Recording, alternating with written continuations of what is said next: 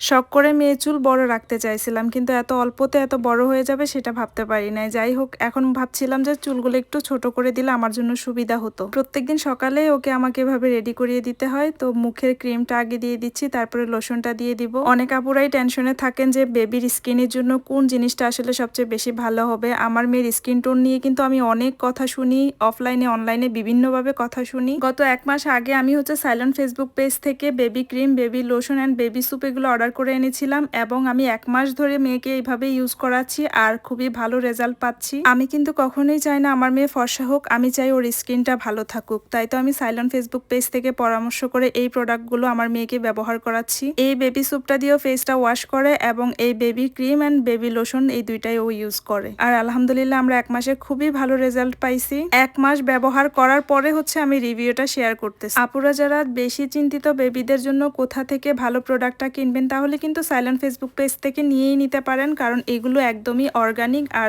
এগুলো বাইরের দেশের প্রোডাক্ট। ব্যবহার করার পরে দিন দিন আমি রেজাল্ট তো ভালোই পাচ্ছি, মেয়ের স্কিনটা অনেকটাই গ্লো করছে। আপুর পেজ থেকে আমি আমার জন্য প্রোডাক্ট নিয়ে নিব।